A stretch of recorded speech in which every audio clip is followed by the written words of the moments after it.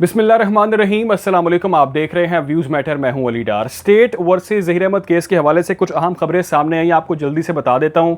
जो मुल्ज़िमान की अबूरी ज़मानत का मामला था आज, और जो MLO का मामला था, ये फैसला किया जाना था कि कमसिन मुग़विया का जो MLO है, यानी कि तिब्बी मुआयना है, उसकी अदालत आज परमिशन देती है या नहीं देती। और दूसरा ये कि मुल्ज़िमान की जो अबूरी ज़मानत का मामला था कि क्या अदालत उनको उनकी गिरफ्तारी के ऑर्डर्स देती है या उनको एक बार फिर अबूरी ज़मानत में तौसी मिल जाती है। इस हवाले से अदालत ने अपना आज का फ़ैसला महफूज कर लिया है और कल सुबह 11 बजे इस हवाले से अदालत अपना अहम और बड़ा फ़ैसला सुनाएगी कि क्या एक बार फिर जो MLO का मामला था वो उसको मुस्तरद कर दिया जाता है या उसको एक्सेप्ट कर लिया जाता है। इसकी इतनी अहम ये डेवलपमेंट क्यों है, 375 के हवाले से क्या डेवलपमेंट होने जा रही है, आपके साथ मैंने वो शेयर करनी है। और एक और बहुत ही अहम और एक मुस्बत और बड़ी पेशरफ सामने आई है, एक अच्छी खबर सामने आई है, वो ये कि कमसिन मुग़विया को अगवा किया गया, बच्ची को अगवा किया गया और बच्ची को इंसानी स्मगलिंग के लिए इस्तेमाल किया जाना था। इस चीज़ को अदालत ने एक्सेप्ट कर लिया है।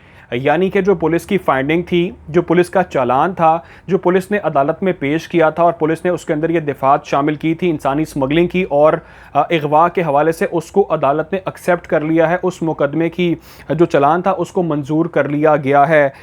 ये इसके अलावा एक और अहम चीज़ भी है, वो ये कि चाइल्ड रिस्ट्रेंट मैरिज एक्ट जो है उसको भी एक्सेप्ट कर लिया गया है।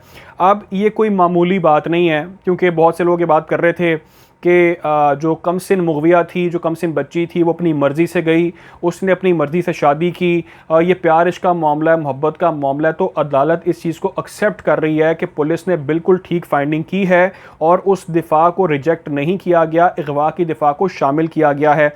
तो वो तमाम बेबुनियाद प्रोपोगंडे, वो तमाम बेबुनियाद बातें, वो इल्ज़ामात, वो कहानियाँ, वो दम तोड़ गई हैं इस चालान के एक्सेप्ट होने के बाद। और इस चालान के अकॉर्डिंग, यानी कि जो दिफा शामिल की गई हैं, यानी कि अगवा करना और इंसानी स्मगलिंग का एक्ट जो है, उसके ऊपर सख्त सज़ाएँ हैं। वो संगीन नौयत की जो दिफात हैं वो शामिल हैं इस चालान के अंदर, जिसके अंदर कम से कम 14 साल की सज़ा भी हो सकती है मुल्ज़िमान को, और इसके अलावा गालिबन उम्र कैद की बात जिसको हम करते हैं वो भी हो सकती है। एक और बहुत आम चीज़ थी आज, वो ये कि 375 यानी कि जो आज रेप का यानी कि ज़्यादती का जो दिफा थी उसको निकाल दिया गया, उसको मशरूत तौर पे बेसिकली निकाला गया है। यानी कि अदालत ने कहा कि MLO नहीं हो सका, जो MLO था कमसिन मुग़विया का वो नहीं हुआ, तो इस बुनियाद पर 375 की जो दिफा थी, जो सेक्शन था, उसको निकाला गया है। जब MLO हो जाएगा तो उस दिफा को भी शामिल कर लिया जाएगा अगर उसके अंदर कुछ चीज़ें ऐसी सामने आती हैं तो। लेकिन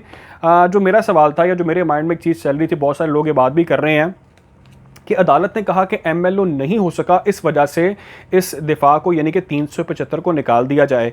लेकिन 1 महीने से, बल्कि 1 महीने से भी ज़्यादा का अरसा हो चुका है, जो तफ्तीशी अफसर हैं सईद रिन साहब, उन्होंने ख़ुद दरख्वास्त की थी मोअज़्ज़ज़ जज साहब के सामने, अदलिया के सामने, कि मुग़विया का MLO होना चाहिए, तिब्बी मुआयना होना चाहिए, उसके साथ क्या कुछ हुआ है इस बारे में इन्वेस्टिगेशन की परमिशन जो तफ्तीशी अफसर हैं सईद रिंद, उन्होंने मांगी थी। जिसके बाद हमने देखा कि मुद्दई जो फैमिली है उन्होंने भी ये रिक्वेस्ट की कि बच्ची का तिब्बी मुआयना होना चाहिए, उसको मुस्तरद किया गया। फिर वो सिंध हाई कोर्ट गए, वहाँ पर उन्होंने कहा कि नहीं, आप मुतल्लिका अदालत में जाएँ। वहाँ पर गए तो उन्होंने कहा कि जी इसके बारे में अब ये मज़ीद मामला पेंडिंग में चल रहा है। लेकिन 3-4 जगह जाने के बाद अब तक जो तिब्बी मुआयना है, जो MLO है, वो नहीं हो सका। तो फिर अदालत की जानिब से, वो बेहतर समझते हैं क्या कहना उन्होंने, लेकिन उनकी जानिब से कहा गया कि अभी तक MLO नहीं हो सका।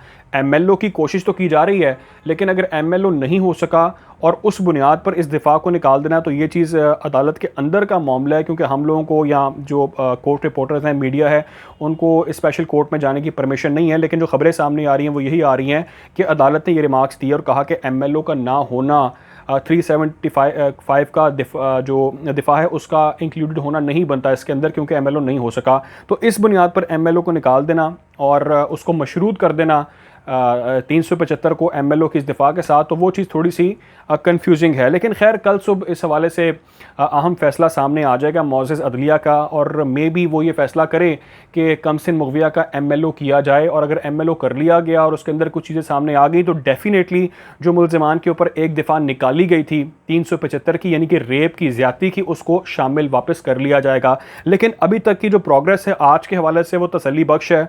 वो इसलिए उस पर मुतमईन मुतमईन होना चाहिए, क्योंकि जो संगीन नौयत की दिफा हैं, जिसमें मैंने आपको बताया कि इंसानी स्मगलिंग का मामला है और इसके अलावा अगवा का मामला है, अगवा के बाद अगवा को छुपाने का मामला है, तो इसको कोर्ट ने एक्सक्लूड नहीं किया बल्कि इसको इंक्लूडेड ही रखा गया है। और इस बुनियाद पर मज़ीद अब केस का ट्रायल होगा, अदालती अमल अब चलेगा।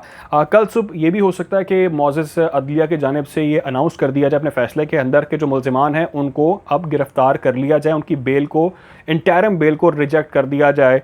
तो बहुत अहम होगा कल का दिन। कल सुबह 11 बजे तमाम तर केस के हवाले से पेशरफ सामने आएगी। और जो आज की अहम डेवलपमेंट थी, जिसमें मुल्ज़िम ज़हीर ने ये ख्वाहिश का इजहार किया था, ये चाहता था वो कि कमसिन मुगविया से मुलाकात करे, उस पर भी होगा मज़ीद अब समाअत होगी।